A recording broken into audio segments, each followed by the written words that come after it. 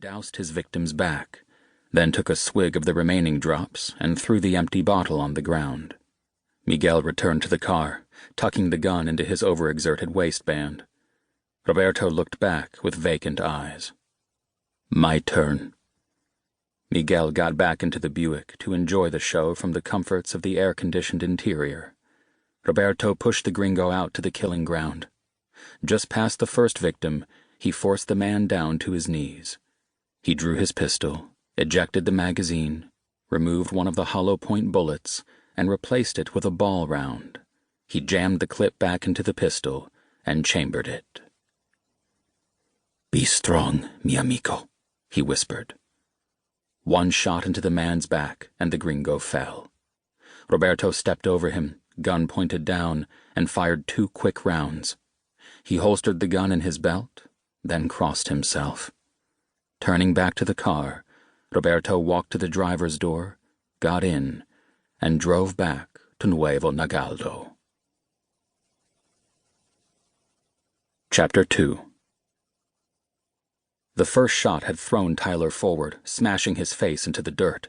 Excruciating pain stabbed into his back and beat with his quickened pulse.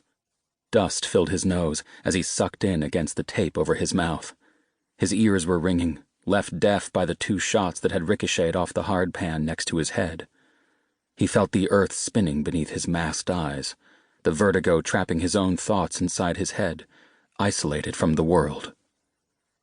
Inhale, exhale. Pain. The stabbing turned into burning, and he could feel his blood pooling beneath him from his shoulder. The bullet had passed through, into the rock, burrowing a hole into the earth which now drank from him. The ringing in his ears slowly subsided, replaced by the desert silence. The only sound was his labored nasal breaths. He may have passed out, or may have been aware. Roberto could have shot him 5 minutes ago or 5 hours, he could not tell. The heat of the sun scorched his back. Summoning his strength, Tyler tried to roll over, but was stopped halfway by the lifeless body that lay next to him. He could feel his hair, wet, and didn't know if it was his own blood or Ignacio's. Tyler kicked at the body and grunted. No response. He kicked again. Dead. Ignacio had been tough, smart. He had taken the beatings the night before quietly. Ignacio thought they would let him go. Now his mind was free from the burden of wondering. But then again, Tyler didn't expect it to end this way either. The sun traversed the sky, but his only notice of it was the intensity of heat on him, baking him. The pain in his wound slowly numbed as the nerves exhausted themselves. He felt like a brick, his shoulder melding with the stones. Time passed. He heard a car approach, its 4 cylinders sounding as if only 2 still had life. It shuddered to a stop some distance away.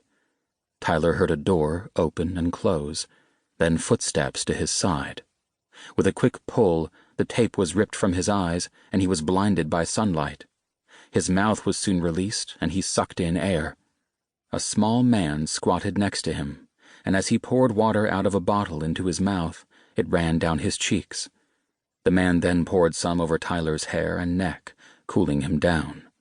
With a pocket knife, the man freed Tyler's hands. "Can you get up?" he asked with a thick accent. "I don't know." "Well then, I must drag you."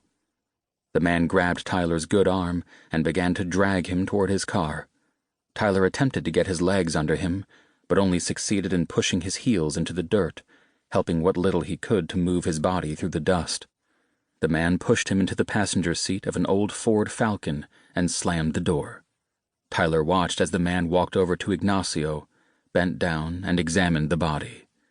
He then kicked up the ground where Tyler had been lying and rolled Ignacio onto it. Soon the man returned to the car, put it in drive, and headed back toward town.